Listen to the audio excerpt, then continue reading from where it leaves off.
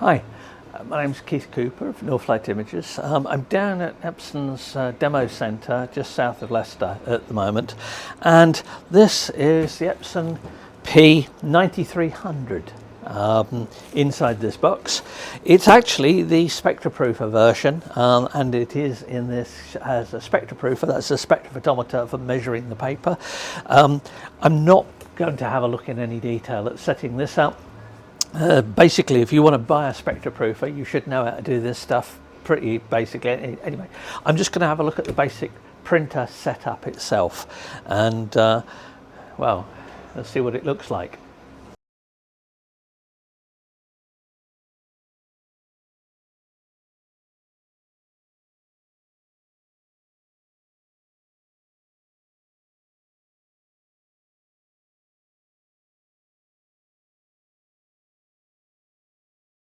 Here we go. We're going to start with the assorted cardboard boxes. They are huge cardboard boxes. Save them for your kids, they'll enjoy playing with them. It comes on a huge, great wooden pallet as well.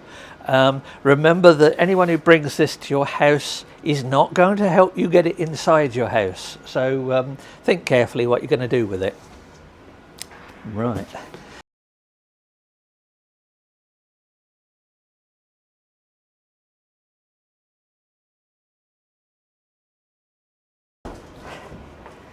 Blue tape.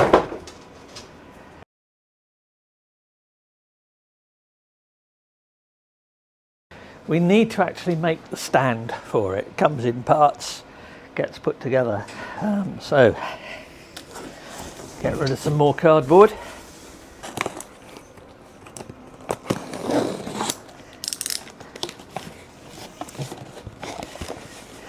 How much ink does this cut? Right, one stack of ink. These cartridges have, can't read it, 150 ml of ink per cartridge. That's quite a bit of printing, even with a printer this size, but they're going to go in later.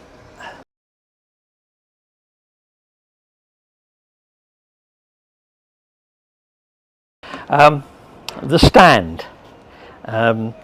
We may well jump ahead here to show it completed. There is a lot of cardboard and blue tape. You're going to count. And don't forget, you need quite a bit of space to actually put it together as well. So, you know, just for those people wondering about getting these into their home, yeah.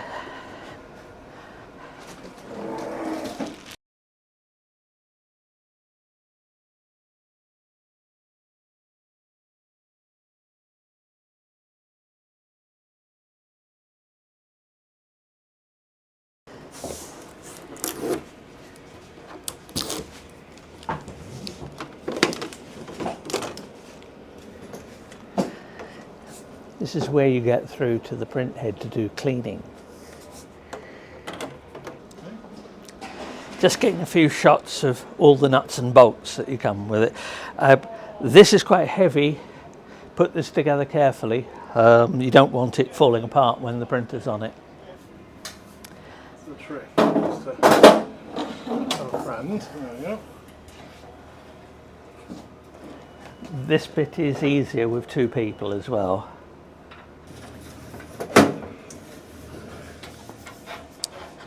Now these parts do bolt together quite easily. It's difficult to get it wrong. There is the matter, because of the asymmetry of this, as to which is the front and which is the back, which means we do actually need to check the manual. I was correct. That is the right way. So that's facing So this. That's the front, as that. So that goes on there. We will get someone to help us. Yes. And this is the bit where more than two people will help. Once we've got this bit put together and stacked, it's time to remove all the blue tape and put the cartridges in. Now the ink cartridges are startup cartridges. As I said, they're 150 ml of ink in each. So even filling the lines and various things for this, you're still going to get a bit of printing out of this, a fair bit of printing out of it. Remember, this is not the full set of inks you get in like the 7500 and 9500. The ink set in this is in fact the same as you get in the P700, P900 and P5300.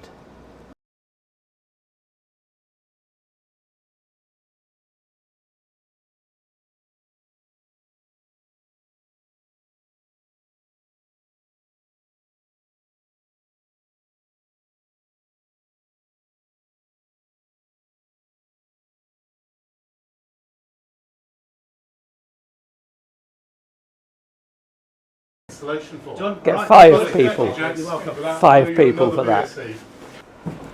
Before you move it much, use the nuts for it to attach the frame to the printer, because otherwise you could push the printer and it would fall off.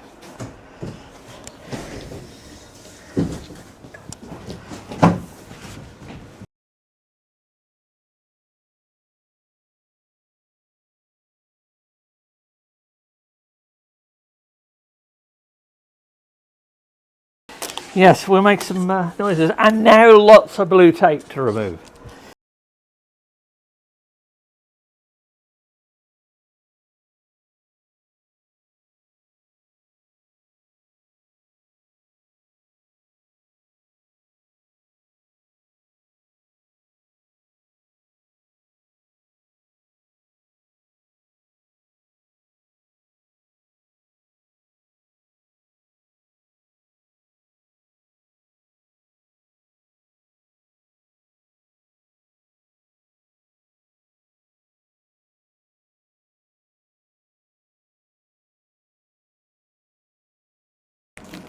One big bundle of blue tape and other plastic. There is a lot of packing stuff left over when you've done this. It's worth noting that not only will the couriers not help you get this into your house, and certainly not help set it up, nor will they likely take away all the cardboard and other packing stuff that you've got. So think about that one as well. That's packing. Yeah, that's packing. Yeah. All right, there we go. One more bit of packing material hidden just in the slot here. When you release the spindle unit, you can pull it out. All those. Yeah. Various other bits that need attaching are the likes of these, the little bits that guide the paper out.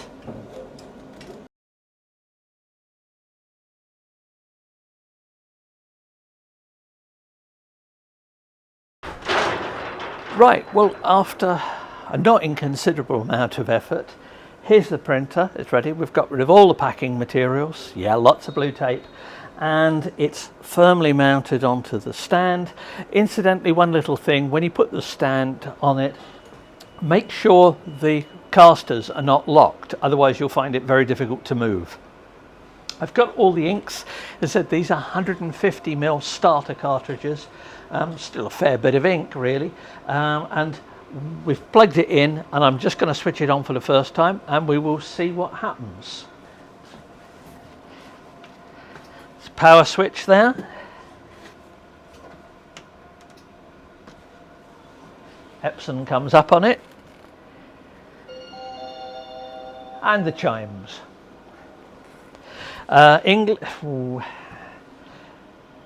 Yeah, I will set it in English, I think.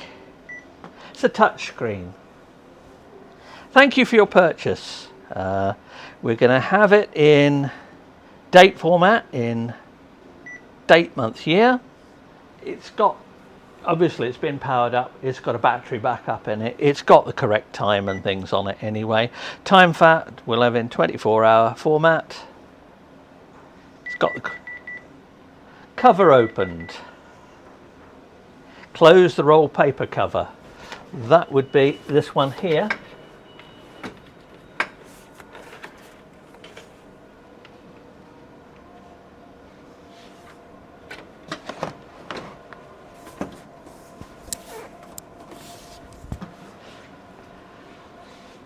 during unpacking it, this was slightly on the skew. I had to actually push this into place. There's nothing wrong with it, it's just a little bit firm. Needs a little bit of pressure just to put it in, but it won't let you carry on unless this is closed. Now, install all the ink cartridges that came with this printer. Right, here we go. Much like other carts, you don't really need to give these a shake on this, but they just slot in. They're marked with the colour on it, which goes against this. So, light cyan clicks in very easily. Matte black. Interesting to note that there are 5 carts go in here. There are actually 6 slots. That's because that would be for the 9500. But anyway, let's pop the yellow and the cyan in here.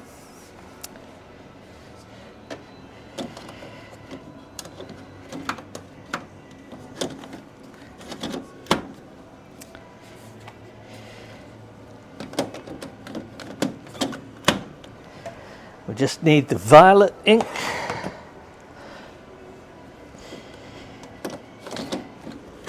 There really is, they just click into place. There's no sort of awkwardness, are they in or are they not? There we are, that's all of those. We'll now go over to the other side.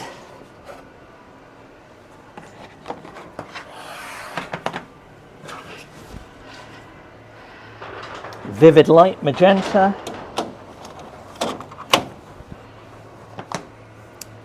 Vivid magenta. Grey.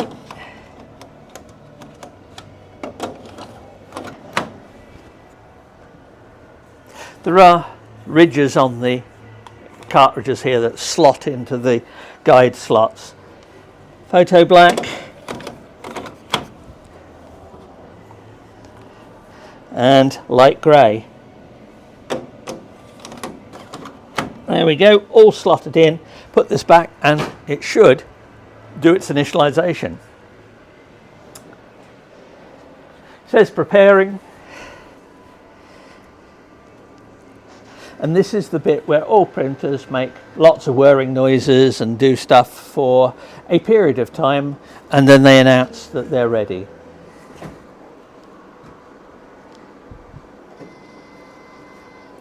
Incidentally, while you're doing this process, this initialization of a printer process, don't interrupt it.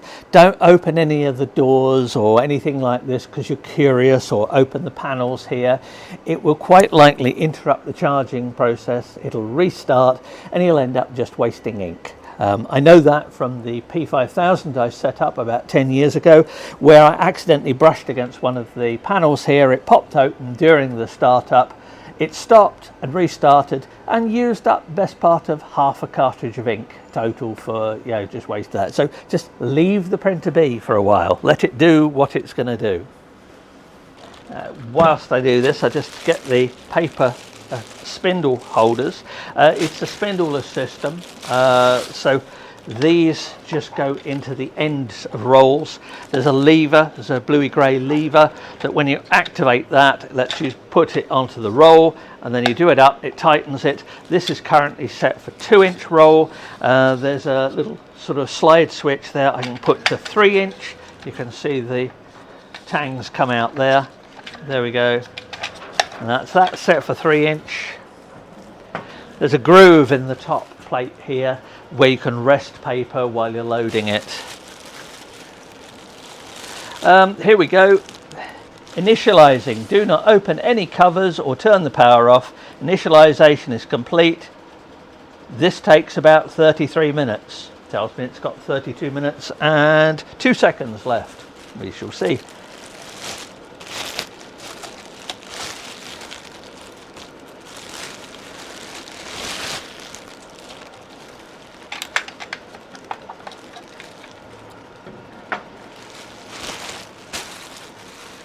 There is a lot of packaging left over from one of these, so yeah, make sure you got some way of getting rid of it.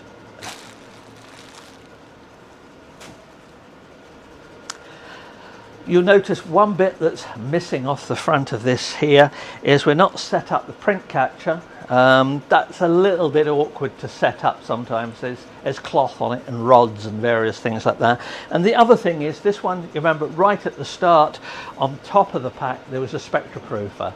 Now the spectroproofer option fits in this space here. It's the same basic device. I reviewed it on the P4900, SP4900, also the P7000. I looked at the spectroproofer. For the kind of printing that I do, it is of no real use whatsoever. If you're using something like this, well, would you use a 10 ink version like this, or would you use the 12 ink version, so it's the 9500 if you were doing proofing? Spectroproofer just fits here. The problem I found when I looked at it before was that the spectroproofer needs software to drive it, and the software that was available then, this was a few years ago, was not really that good for making use of it, and it was extremely profligate in terms of the amount of paper it used up for making decent quality profiles. But you know, it's there as an option. If you need the spectroproofer, you will know why you need the spectroproofer and how you're going to use it. You might use it with a RIP, other software on that, but it is not something for, you know, the casual tinkerer who doesn't want to do profiling with separate kit. And right, that is it. That is the initialization carried out. Needs to load some paper, ideally do a sheet, do a quick nozzle check, some checks and things like that. But that is the basic setup for this printer. Hopefully I'll come back and actually try it out and see how it performs and that. But there's the process you go through to actually take it out of the box and set it up. Just make sure you get enough people and somewhere to put all the scrap that's left over. Anyway, hope that was of some interest. Thanks for watching. Bye.